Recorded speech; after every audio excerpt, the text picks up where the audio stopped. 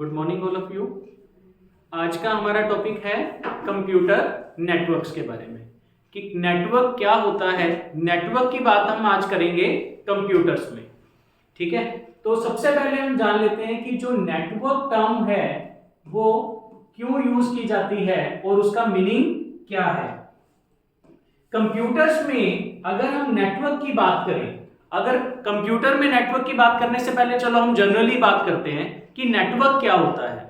Network का मतलब होता है कि जब दो या दो से ज्यादा लोग आपस में एक ग्रुप में ऐड हो जाते हैं तो वो क्या बन जाता है, एक नेटवर्क बन जाता है, जिसमें वो आपस में इंफॉर्मेशन शेयर कर सकते हैं, आपस में कम्युनिकेट कर सकते हैं।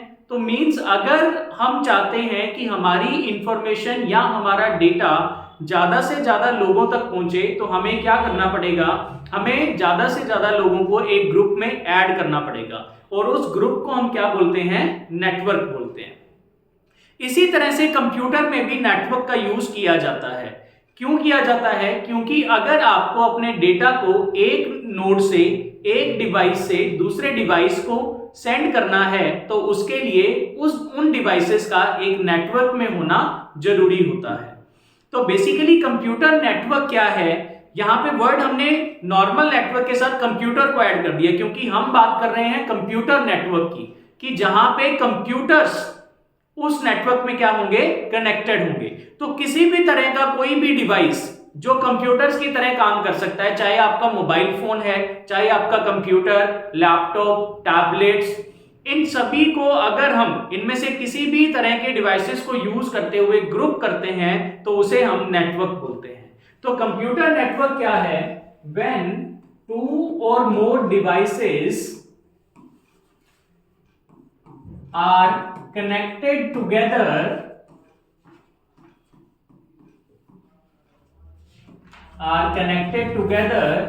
so that they can share information, then it is known as network। तो हम उसे क्या बोलते हैं, नेटवर्क बोलते हैं। कि जब दो या दो से ज्यादा डिवाइसेस को आपस में कनेक्ट किया जाता है कि वो आपस में किसी भी तरह की इंफॉर्मेशन को शेयर कर पाए तो उसे हम कंप्यूटर नेटवर्क बोलते हैं। अब कंप्यूटर नेटवर्क्स क्यों बनाए जाते हैं ये मैं आपको बता चुका हूं कि इंफॉर्मेशन को या डेटा को शेयर करने के लिए, कम्युनिकेट करने के लिए। आज हम देखते हैं कि हम घर पे बैठे एक मिनट में किसी को कहीं पे भी किसी भी तरह का मैसेज सेंड कर सकते हैं, चाहे वो टेक्स्ट मैसेज है, चाहे हमें कोई पिक्चर सेंड करनी है, चाहे हमें ऑडियो सेंड करनी है, चाहे हमें वीडियो सेंड करनी है। Then it takes a few seconds to send these kinds of data over the network. Fine, तो इसीलिए कंप्यूटर नेटवर्क का यूज किया जाता है। तो बेसिकली कंप्यूटर नेटवर्क को हम तीन कैटेगरीज में डिवाइड करते हैं। अब जो कंप्यूटर नेटवर्क है उसकी भी हम कुछ कैटेगरीज को यूज करते हैं। वो कैटेगरीज क्या क्या होती हैं हम उसके बारे में जानेंगे। कंप्यूटर नेटवर्क को जो ब्रॉडली क्लासिफाई किया गया वो किया गया लैन, मैन एंड वैन में। किसमें क्लासिफाई किया गया? लैन, मैन एंड वैन में। लैन क्या है? LAN is a local area network. LAN को हम क्या बोलते हैं? लोकल एरिया नेटवर्क बोलते हैं। मैन क्या होता है?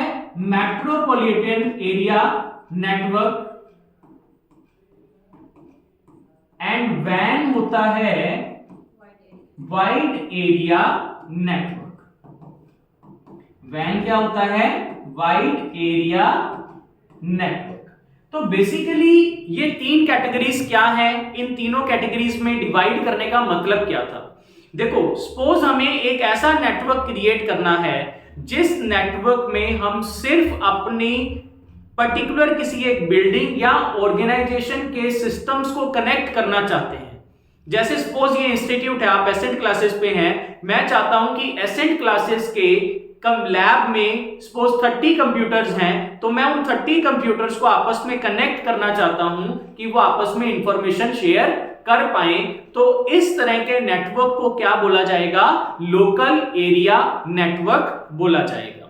कि जब हम विद इन अ बिल्डिंग या within an organization within a specified premises, मतलब प्रीमाइसिस मतलब एक पर्टिकुलर एरिया, एक भवन की बात करते हैं और वहां पे जो नेटवर्क यूज किया जाता है उसे हम लैन बोलते हैं, लोकल एरिया नेटवर्क। वो कंप्यूटर्स आपस में कनेक्टेड रहते हैं और आपस में इंफॉर्मेशन को शेयर कर सकते हैं। लैन जो है उसके लिए हम मैक्सिमम 500 मीटर तक का एरिया यूज करते हैं, इससे ज्यादा नहीं करते। क्यों नहीं करते? क्योंकि लैन को ज्यादा डिस्टेंस तक यूज करने से उसकी एफिशिएंसी मींस उसकी स्पीड क्या हो जाती है? स्लो हो जाती है। तो इसीलिए हमारी कोशिश रहती है कि 500 मीटर्स मतलब लगभग आधा किलोमीटर, ये भी बहुत बड़ा एरिया होता है, ठीक है। कोशिश ये रहती है कि छोटे एरिया के अंदर हम नंबर ऑफ कंप्यूटर्स, नोड्स भी, यहां पे क्या होता है कि नेटवर्क में जो भी कंप्यूटर कनेक्टेड होगा, नेटवर्क में कोई भी डिवाइस कनेक्टेड होगा, उसे हम नोड बोलते हैं। क्या बोलते हैं? नोड बोला जाता है। नोड जरूरी नहीं है कंप्यूटर ही हो, आपके नेटवर्क में किसी भी तरह का डिवाइस, चाहे वो स्विच है, हम इनके बारे में डिस्कस करेंगे, चाहे वो मॉडेम है, चाहे वो आपका हब है, चाहे वो आपका मोबाइल है, लैपटॉप है, इन सभी को क्या बोला जाता है? नोड बोला जाता है। तो हम कोशिश ये करते हैं कि लैन में नंबर ऑफ नोड्स भी ज्यादा ना हो। कोशिश ये रहती है कि 500 से कम डिवाइसेस को हम यूज करें। क्यों? क्योंकि जितने नंबर ऑफ डिवाइसेस बढ़ेंगे उतनी ही लैन की जो स्पीड है वो क्या हो जाएगी? डेटा ट्रांसफर करने की स्पीड कम हो जाएगी। तो उसके लिए हमें क्या यूज करने पड़ते हैं?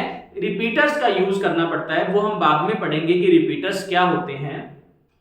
फिर हम बात करते हैं मैन, कि अगर मुझे नहीं, मेरे को एक बिल्डिंग को नहीं कनेक्ट करना, मुझे तो मेरी हनुमानगढ़ शहर में मेरे 3 ऑफिसेज हैं, मेरे 3 जगह पे इंस्टीट्यूट है, तो मुझे तीनों इंस्टीट्यूट्स को आपस में कनेक्ट करना है। विद इन अ सिटी अगर आप कोई नेटवर्क क्रिएट करते हैं, एक शहर में अगर आप अलग अलग ऑफिसेज को कनेक्ट करते हैं, एक थोड़ी सी डिस्टेंस अगर हम बढ़ा दें लैन से, तो वो क्या बन जाता है? मैन बन जाता है, मेट्रोपॉलिटन एरिया नेटवर्क बन जाता है। तो मींस अगर आपको एक शहर को कवर करना है, within a city network बनाना है, तो वो किस तरह का नेटवर्क होगा? मैन होगा, मेट्रोपॉलिटन एरिया नेटवर्क होगा। इसका बहुत ही अच्छा सा एग्जांपल है जो हम सब लोग देखते हैं कि हमारे घर में जो केबल कनेक्शंस दिए जाते हैं, जो डिश के कनेक्शंस मिलते हैं, जैसे हनुमानगढ़ में डेन एंड फास्टवे, ये कंपनीज क्या करती हैं? अपना केबल कनेक्शन देती हैं। तो ये क्या करती हैं? पूरी सिटी को कवर अप करती हैं। तो ये किस तरह का नेटवर्क होता है? मैन, मेट्रोपॉलिटन एरिया नेटवर्क होता है। अब अगर हम बात करें कि नहीं, मुझे मैन नहीं, मुझे तो वर्ल्ड वाइडली कनेक्ट होना है, मुझे तो मेरा डेटा पूरी दुनिया में जहां मैं चाहूं, जो भी नोड नेटवर्क में हो, उसे मैं सेंड कर पाऊं, तो उसको हम क्या बोलते हैं? वाइड एरिया नेटवर्क बोलते हैं। तो वाइड एरिया नेटवर्क क्या है कि अगर आप वर्ल्ड वाइड कनेक्ट करते हैं तो that becomes the wide area network. अगर आप सिटी की बात करते हैं तो वो मेट्रोपॉलिटन एरिया नेटवर्क है। एंड अगर हम विद इन अ बिल्डिंग या ऑर्गेनाइजेशन की बात करें तो वो क्या होता है? हमारा लोकल एरिया नेटवर्क होता है। ठीक है, तो इन सभी तरह के नेटवर्क्स को बनाने के लिए बहुत तरह के नेटवर्किंग डिवाइसेस का यूज किया जाता है, प्रोटोकॉल्स का यूज किया जाता है, नेटवर्क टर्मिनोलॉजी या नेटवर्क टोपोलॉजी का यूज किया जाता है कि स्ट्रक्चर नेटवर्क का किस तरह से होगा, नोड्स को किस तरह से प्लेस किया जाएगा। इन सभी के बारे में हम डिस्कस करेंगे फर्दर लेक्चर्स में। आज हम सिर्फ बात करेंगे इंटरनेट के बारे में कि इंटरनेट क्या होता है एंड इंटरनेट की टर्मिनोलॉजी क्या होती है। इंटरनेट टर्म कहां से आई, कब इसका इन्वेंशन हुआ, कब इंटरनेट को खोजा गया, पहली बार इंटरनेट कब यूज किया गया, मींस हम उसकी हिस्ट्री के बारे में भी जानेंगे। तो अभी हम देखते हैं इंटरनेट के बारे में कि इंटरनेट क्या होता है। तो बेसिकली मैंने आपको बताया कि अगर हम वैन की बात करते हैं, अगर हम वाइड एरिया नेटवर्क की बात करते हैं, तो वाइड एरिया नेटवर्क आपका क्या होता है? इंटरनेट होता है। तो बेसिकली अगर हम इंटरनेट को डिफाइन करना चाहें तो हम इंटरनेट को किस तरह से डिफाइन करेंगे इंटरनेट को हम डिफाइन करते हैं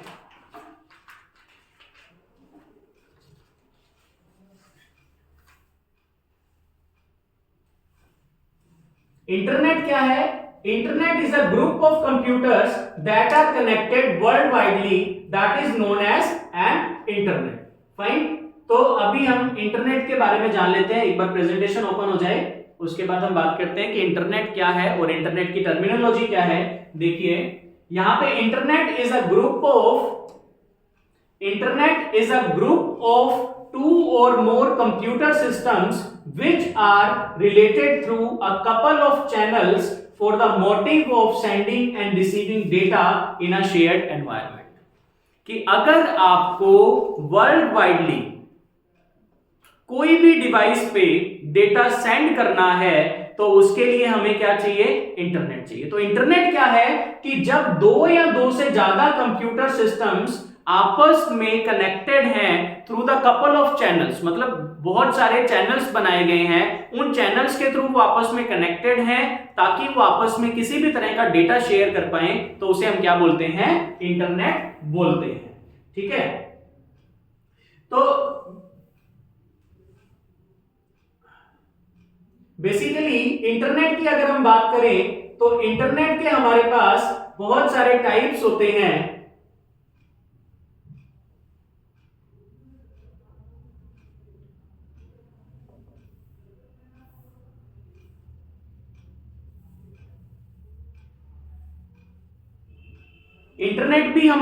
इंटरनेट को भी यूज करने के लिए हम वेरियस कैटेगरीज का यूज करते हैं। तो वो क्या क्या है? देखिए, internet is a global communication system that links together thousands of individual networks. It allows exchange of information between two और मोर कंप्यूटर्स ऑन अ नेटवर्क।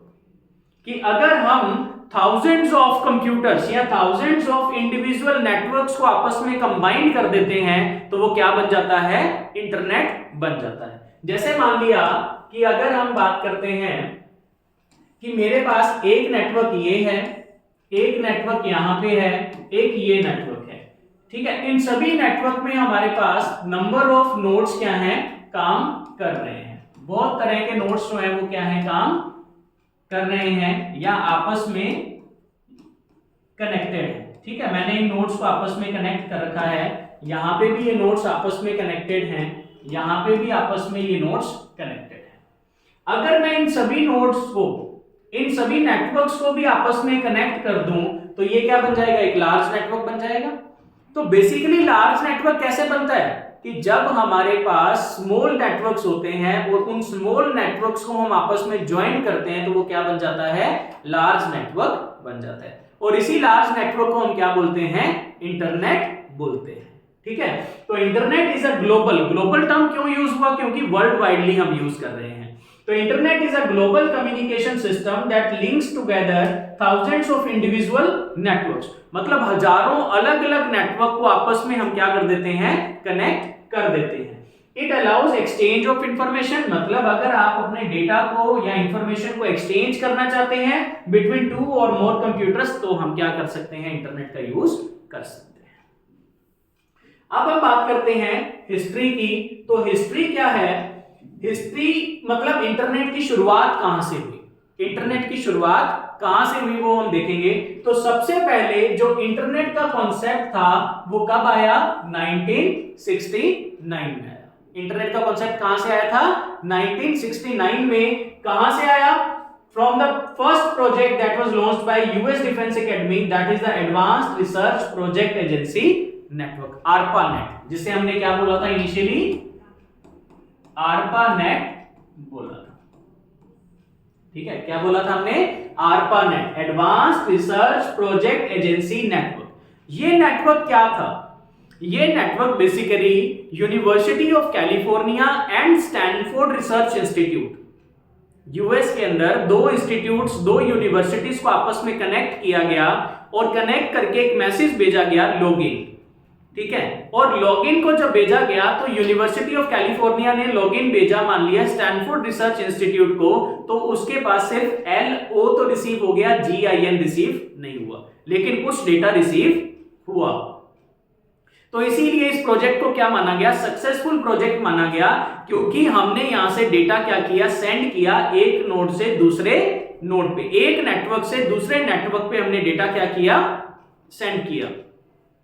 तो ARPANET was developed by United States Department of Defense। Department of defence क्या है, US का एक और department है, organisation है, जिसने इस प्रोजेक्ट को क्या किया था, ओरिजिनेट किया था। Basic purpose of ARPANET was to provide communication among the various bodies of government। मतलब गवर्नमेंट की अलग अलग बॉडीज को आपस में कनेक्ट करना और उनके बीच में कम्युनिकेशन प्रोवाइड करना, ये बेसिकली हमारे ARPANET प्रोजेक्ट का मोटिव था। Initially there were only 4 nodes. देखो वहां पे सिर्फ कितने नोड्स थे, 4 नोड्स थे, जिन्हें होस्ट बोला गया। मतलब जब पहला नेटवर्क बनाया गया तो उसमें सिर्फ 4 ही नोड यूज किए गए, जिन्हें हम क्या बोलते हैं, होस्ट बोलते हैं। होस्ट किसे बोला जाता है, जो भी आपके नेटवर्क का हिस्सा है, जो भी नोड्स आप यूज कर रहे हैं, उन्हें क्या बोला जाता है, होस्ट बोला जाता है। ठीक है। इन 1972 ARPANET spread over globe with 23 nodes. मतलब यूएस में इसे लॉन्च किया गया, लेकिन बाद में इसे ग्लोबली कनेक्ट किया गया और नोड्स की जो नंबर्स थे वो 4 से बढ़कर कितने हो गए, 23। आजकल एक एक घर में 23 हैं, पहले क्या था, ग्लोबली 23 नोड्स थे जिनको आपस में कनेक्ट किया गया था। Located at different countries and thus became known as internet. तो इसे हमने क्या बोल दिया उस टाइम पे, इंटरनेट। जब ये ग्लोबली यूज हुआ तब इसे क्या बोला गया था, इंटरनेट बोला गया था। By the time with invention of new technologies such as TCP/IP protocols, देखो टाइम के साथ साथ जब कोई भी एक नई चीज ओरिजिनेट हो जाती है, इन्वेंट हो जाती है, तो डेफिनेटली हम उसमें क्या करते हैं, अपडेशंस करते हैं, और अपडेशंस टाइम टू टाइम होते ही रहते हैं। हम ये बात कर रहे हैं 1970s की, और आज हम हैं 2023 में।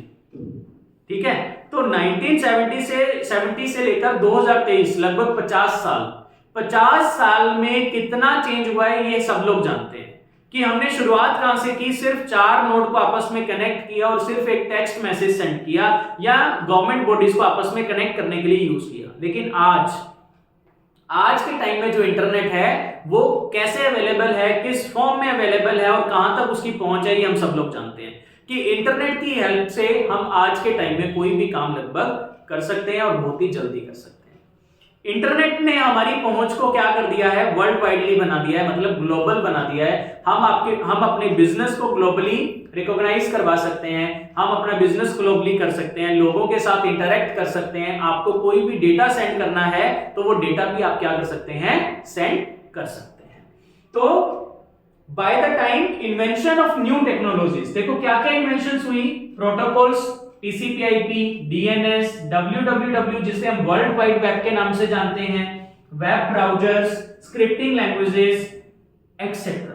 तो मतलब इतना कुछ बाद में नया डेवलप हुआ, लैंग्वेजेस डेवलप की गई, वेबसाइट्स बनाई गई, www वर्ल्ड वाइड वेब बनाया गया, जिसके थ्रू आप कहीं पे भी बैठे हुए किसी भी पेज को एक्सेस कर सकते थे, जो पेजेस वेब पे अवेलेबल थे।